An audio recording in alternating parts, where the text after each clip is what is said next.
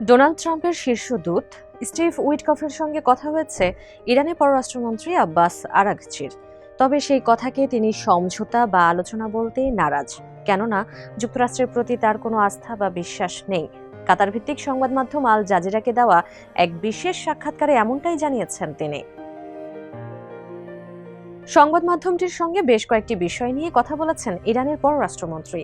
Hormuz প্রণালী কারা নিয়ন্ত্রণ করবে, ইরানে মার্কিন স্থল অভিযানের পরিণতি কি হবে তা নিয়েও অবস্থান পরিষ্কার করেছেন তিনি। টিবিএস এক্সপ্লেইনারে চলুন জেনে নেই বিস্তারিত। সঙ্গে আছি তামান্না খন্দকার। আরাগচি আল জাজিরাকে নিশ্চিত করেছেন উইটকফের সঙ্গে তার কনভারসেশন বা কথোপকথন হয়েছে, যা কোনো নেগোসিয়েশন বা সমঝোতার অংশ নয়। তিনি বলেন, আমি বরাবরের মতোই সরাসরি উইটকফের কাছ থেকে বার্তা পেয়েছি এবং এর মানে এই নয় আমাদের মধ্যে কোনো সমঝোতা চলছে। মার্কিন প্রেসিডেন্ট ট্রুথ সোশ্যালে এক পোস্টে দাবি করেছেন, ইরানের নতুন সরকারের প্রেসিডেন্ট যুক্তরাষ্ট্রের কাছে যুদ্ধবিরতির জন্য অনুরোধ করেছেন। তিনি কম উগ্রপন্থী এবং বেশি বুদ্ধিমান। তবে আমরা যুদ্ধবিরতি বিবেচনা করব তখনই যখন হরমুজ প্রণালী উন্মুক্ত করে দেওয়া হবে। তার আগ পর্যন্ত হামলা চলবে। তবে ট্রাম্প প্রেসিডেন্ট বলতে কাকে বুঝিয়েছেন তা এখনো স্পষ্ট নয়। এ বিষয়ে ইরানের পররাষ্ট্রমন্ত্রী জানান, পররাষ্ট্র মন্ত্রণালয় ছাড়া ইরানের কোনো পক্ষের সঙ্গেই যুক্তরাষ্ট্রের আলোচনার খবর সত্য নয়।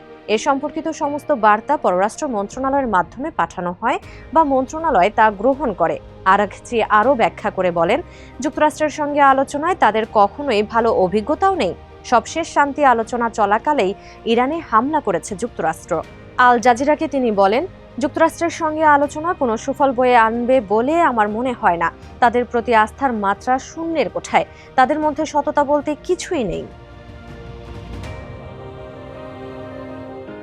আল জাজিরাকে দেওয়া সাক্ষাৎকারে আরাগচি যুক্তি দেন, হরমুজ প্রণালীর জলরাশি ইরান ও ওমানের ভূখণ্ডগত নিয়ন্ত্রণে রয়েছে। সুতরাং যুদ্ধ শেষ হলে এই দুটি দেশই জলপথটির ভবিষ্যৎ নির্ধারণ করবে। প্রণালী বন্ধের ব্যাপারে আরাগচি বলেন, শুধুমাত্র আমাদের সঙ্গে যুদ্ধরত পক্ষগুলোর জাহাজের জন্যই এই প্রণালীটি বন্ধ। যুদ্ধের সময় এটাই স্বাভাবিক। আমরা আমাদের শত্রুদের বাণিজ্যের জন্য নিজেদের জলসীমা ব্যবহার করতে দিতে পারি না। তিনি জানান, কিছু দেশ তাদের জাহাজ চলাচলের জন্য ইরান সরকারের সঙ্গে আলোচনা শুরু করেছে।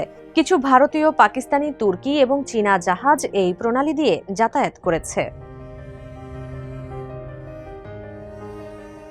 একদিকে যুদ্ধবিরতির গুঞ্জন, অন্যদিকে মধ্যপ্রাচ্যে স্থল অভিযানের প্রস্তুতি নিচ্ছে যুক্তরাষ্ট্র। ইতোমধ্যে কয়েক হাজার মেরিন সেনাও পাঠিয়েছে পেন্টাগন।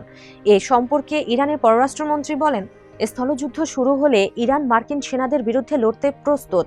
আমরা তাদের জন্য অপেক্ষা করছি। আমার মনে হয় না তারা এমন কিছু করার সাহস করবে। আশা করি তারা এমন ভুল করবে না। 1 মাস পেরিয়ে দ্বিতীয় মাসে পা দিয়েছে ইরান যুদ্ধ। যুদ্ধবিরতির ইঙ্গিত মিললেও কোনো স্পষ্ট বার্তা পাওয়া যাচ্ছে না।